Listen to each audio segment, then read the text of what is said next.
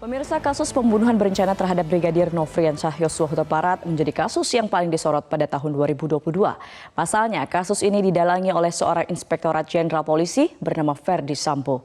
Bukan hanya pembunuhan, kasus ini juga melebar ke kasus perintangan penyidikan yang menyeret banyak perwira Polri.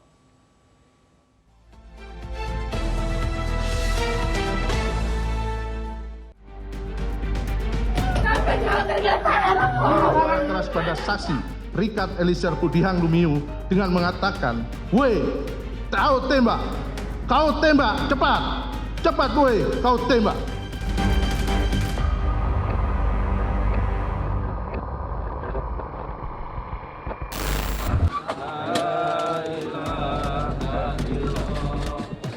Di awal Juli 2022, publik dikagetkan dengan peristiwa polisi tembak polisi di rumah dinas Kepala Divisi Propam Polri kala itu, Ferdi Sambo.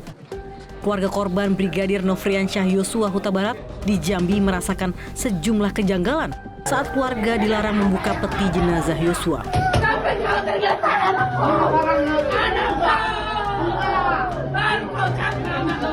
Meski akhirnya diizinkan membuka peti jenazah, keluarga Yosua akhirnya menemukan sejumlah luka yang aneh di tubuh Yosua. Ingin membuktikan kejanggalan yang ditemukan, keluarga Yosua pun meminta Polri untuk melakukan autopsi ulang atau ekshumasi. Permintaan ekshumasi ini disetujui. Kasus yang semula berada di bawah Polres Jakarta Selatan ini pun kemudian ditangani langsung oleh Polri. Saat itu Kapolri Jenderal Listio Sigit Prabowo membentuk tim khusus. Dari hasil penyelidikan, tim khusus Polri menemukan fakta bahwa insiden di Duren 3 bukanlah peristiwa polisi tembak polisi, melainkan kasus penembakan alias pembunuhan berencana. Polri pun akhirnya menetapkan atas kasus Yosua, Ferdi Sambo sebagai tersangka bersama Richard Eliezer, Ricky Rizal, Kuat Ma'ruf, dan Putri Chandrawati. Ditemukan perkembangan baru bahwa tidak ditemukan, saya ulangi, tidak ditemukan fakta peristiwa tembak menembak seperti yang dilaporkan. Saya ulangi, tidak ditemukan fakta peristiwa tembak menembak seperti yang dilaporkan awal. Tim khusus menemukan bahwa peristiwa yang terjadi adalah peristiwa penembakan terhadap saudara J yang mengakibatkan saudara J meninggal dunia yang dilakukan oleh saudara RE atas perintah saudara FS. Saudara E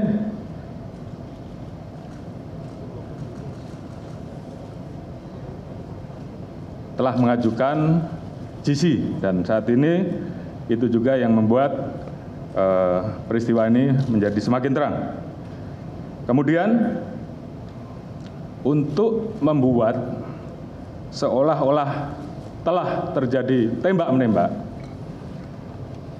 saudara FS melakukan penembakan dengan senjata milik saudara J ke dinding berkali-kali untuk membuat kesan seolah telah terjadi tembak-menembak. Kasus pembunuhan berencana Yosua pun mulai bergulir di Pengadilan Negeri Jakarta Selatan sejak 17 Oktober 2022. Di persidangan, jaksa penuntut umum mendakwa Ferdi Sambo sebagai otak pembunuhan dengan menyuruh Richard Eliezer untuk menembak Yosua di rumah dinasnya di Duren 3. Ferdi Sambo sebelumnya disebut JPU telah merencanakan pembunuhan Yosua di rumah pribadinya di Jalan Saguling, Jakarta dengan meminta kesanggupan Ricky Rizal. Permintaan ini pun ditolak Ricky dengan alasan tak kuat mental. Perbuatan terdakwa Ferdi Sambo SIK SMH tersebut di atas sebagaimana diatur dan diancam pidana dalam pasal 338 KUHP junto pasal 55 ayat 1 ke 1 KUH pidana. Perbuatan terdakwa dilakukan dengan cara-cara sebagai berikut. Berawal pada hari Jumat tanggal 8 Juli 2022 sekira pukul 17 WIB telah terjadi penembakan terhadap diri Brigadir Nofriansyah Yosua Huta Barat hingga mengakibatkan hilangnya nyawa Nofriansyah Yosua Huta Barat bertempat di rumah dinas milik terdakwa Ferdi Sambo. Akibat penembakan tersebut, terdakwa Ferdi Sambo SHS IKMH timbul niat untuk menutupi fakta kejadian sebenarnya dan berupaya untuk mengaburkan tindak pidana yang telah terjadi. Atas perbuatannya, JPU menjerat Ferdi Sambo, Putri Chandrawati, Richard Eliezer, Ricky Rizal, dan Kuat Ma'ruf dengan pasal pembunuhan berencana. Mereka terancam hukuman maksimal yakni hukuman mati, seumur hidup atau maksimal 20 tahun penjara. Ferdi Sambo CS akhirnya bertemu keluarga Yosua di persidangan.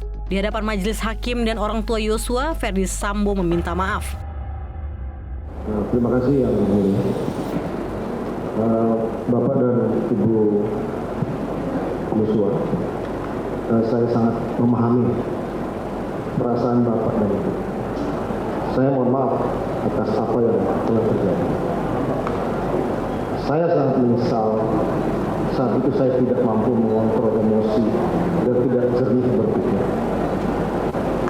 Di awal lewat persidangan ini, saya ingin menyampaikan bahwa peristiwa yang terjadi adalah akibat dari kemarahan saya atas perbuatan anak Bapak kepada istri saya. Itu yang harus saya sampaikan, nanti akan dibuktikan di persidangan.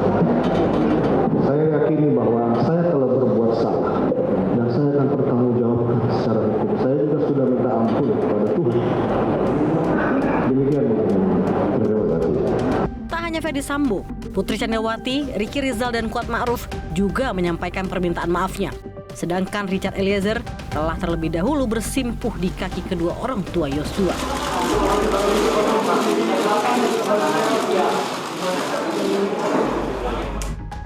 Sidang kasus pembunuhan berencana Yosua pun bergulir di Pengadilan Negeri Jakarta Selatan. Di kursi saksi, Ferdi Sambo lagi-lagi menjelaskan alasannya mengapa pembunuhan Yosua bisa terjadi. Sambo mengaku tak bisa menahan emosinya karena mendengar laporan sang istri yang dilecehkan Yosua di rumah Magelang. Kemudian dia melakukan perkosaan yang mulia.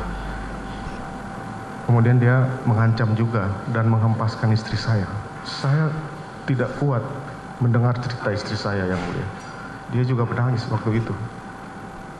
Saya emosi sekali yang mulia. Saya tidak bisa berpikir bahwa ini akan terjadi pada istri saya yang mulia. Saya tidak bisa berkata-kata apa mendengar penjelasan istri saya itu. Dia terus menangis kemudian menyampaikan bahwa dia juga kaget kenapa bisa Yosua berani seperti itu kepada istri saya yang mulia. Terus apalagi? Selanjutnya saya menyampaikan, terus gimana ini? Saya sudah manggil Yosua di sana dan kita akan selesaikan karena malu apabila ini diketahui oleh orang lain dan juga kasihan terhadap saya yang mulia. Seolah ingin menguatkan kesaksian suaminya, Ferdi Sambo di sidang yang berbeda, Putri Chandrawati pun menceritakan kronologi Yosua melecehkan dirinya. Di depan hakim, Putri pun menangis mempertanyakan mengapa pelaku pelecehan seksual bisa dimakamkan secara terhormat. Mohon maaf yang mulia, mohon izin. Yang terjadi adalah memang Yosua melakukan kekerasan seksual, pengancaman, dan juga penganiayaan dengan membanting saya 3 kali ke bawah. Itu yang memang benar-benar terjadi. Kalaupun Polri memberikan pemakaman seperti itu, saya juga tidak tahu. Mungkin ditanyakan kepada institusi Polri, kenapa bisa memberikan penghargaan kepada orang yang sudah melakukan perkosaan dan penganiayaan serta pengancaman kepada saya, Abu Bayangkari. Hingga 2 bulan persidangan kasus pembunuhan Yosua, Ferdi Sambo belum pernah mengakui perbuatan telah menyusun skenario jahat membunuh Yosua. Meski skenarionya berantakan, Ferdi Sambo justru melancarkan serangan agar kesalahan hanya ditumpahkan kepada Richard Eliezer yang salah menerjemahkan perintahnya untuk menghajar Yosua. Kalaulah saksi menyampaikan bahwa saya minta menghajar, kemudian saksi melakukan atau menerjemahkan itu perintah penembakan dari saya pikir kita berdua yang bertanggung jawab. kuat Riki istri saya jangan kau libatkan. Saya akan bertanggung jawab terhadap yang lakukan. Tapi tidak, saya akan bertanggung jawab terhadap apa yang tidak saya lakukan. Padahal di persidangan Richard Eliezer sendiri telah membeberkan skenario pembunuhan Yosua yang dirancang Ferdi Sambo dan Putri Chandrawati di rumah Saguling lantai 3. Eliezer mengaku tak kuasa menolak perintah Sambo yang saat itu merupakan Jenderal Bintang 2. Memang kurang ajar anak itu. Dia langsung bilang, memang kurang ajar anak itu. Baru dia bilang, sudah nggak saya dia. Dia udah hina harkat dan martabat saya. Baru dia bilang, dia pegang kerannya bajunya yang mulia. Dia bilang, gak ada gunanya pangkat saya ini, Cat. Kalau keluarga saya dibeginikan. Saya juga langsung diam juga pada saat itu yang mulia. Serba salah juga, takut juga saya yang mulia. Karena dia ngomong, Bapak nangis, tapi marah, emosi. Jadi habis ngomong berhenti, nangis lagi. Saya bilang, pokoknya saya udah diam pada saat itu yang mulia. Baru dia rubah posisi yang mulia. Dia rubah posisi begini, agak maju begini yang mulia. Baru dia bilang, memang harus dikasih mati anak itu. Bilang begitu ke saya yang mulia. Saya cuma diam aja yang mulia, saya diam aja, saya bilang. Saya lihat ke bapak kan, bapak nangis. Baru bilang, nanti kau yang bunuh Yosua ya. Karena kalau kau yang bunuh, saya yang akan jaga kamu. Tapi kalau saya yang bunuh, nggak ada yang jaga kita. Dia menjelaskan tangannya sudah begini yang mulia, sudah mendekat ke arah saya. Saya cuma diam pada saat itu yang mulia. Diam, baru dia bilang ini. Jadi gini Cat, lokasinya di 46. Dia bilang ke saya, lokasinya di 46. Nanti di 46 itu, ibu dilecehkan sama Joshua. Terus ibu teriak, kamu respon, terus Joshua ketahuan, Joshua tembak kamu, kau tembak balik Joshua, Joshua yang meninggal. Pada saat itu saya langsung kaget yang mulia. Ya, pada saat terdakwa Ferdi Sambo menyampaikan hal itu kepada saudara. Siap yang mulia. Itu dengan suara berbisik atau suara yang terdengar? Yang suara yang menurut saudara Putri dengar? Ibu di samping. Artinya dia pasti mendengar? Pasti mendengar yang mulia. Pasti mendengar? Pasti mendengar. Oke, kemudian? Baru sudah dijelaskan tentang itu, skenario yang mulia.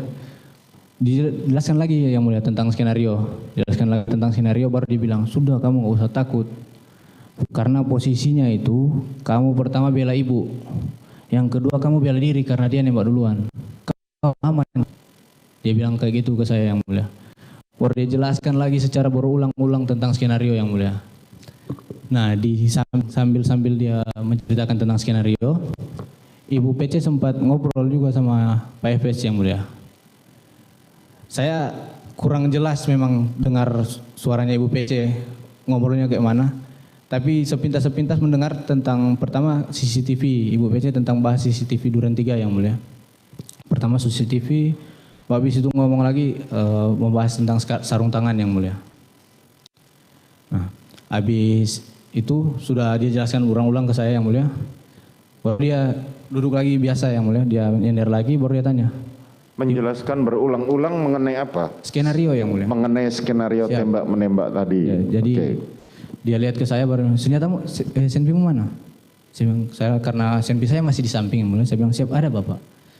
Dia bilang, dia langsung ambil posisi itu ada di, gak tahu saya dari samping atau. Pengakuan Ferdi Sambo dan Richard Eliezer yang saling bertentangan di persidangan membuat majelis hakim meminta jaksa penuntut umum menghadirkan 5 saksi ahli. Ahli kriminologi dari Universitas Indonesia, Muhammad Mustafa, menyatakan dugaan pemerkosaan yang Putri Chandrawati alami tidak bisa dijadikan motif pembunuhan Yosua. Di sisi lain, penjelasan 2 ahli forensik menunjukkan fakta bahwa tembakan yang menyebabkan Yosua tewas adalah tembakan di kepala belakang kiri. Lintasan anak peluru bagian kepala belakang sisi kiri tembus rongga kepala, tulang tengkorak, otak, dan peluru keluar dari hidung. Sedangkan dari hasil tes poligraf, ahli poligraf Aji Febrianto mengungkapkan skor kejujuran kelima terdakwa kasus pembunuhan Yosua lewat alat uji kebohongan. Hasilnya, Putri Chandrawati memiliki skor minus terbesar setelah Ferdi Sambo. Mohon izin untuk Bapak FS, nilai totalnya minus 8. Berapa? 8. 8. Minus 8. Siap. Kalau terdakwa Putri? Mohon izin minus 25 Bapak. Minus 25. Siap. Kalau terdakwa Kuat? Untuk saudara Kuat kita lakukan 2 kali pemeriksaan Bapak. 2 kali melakukan pemeriksaan. Hasilnya? Yang pertama adalah plus.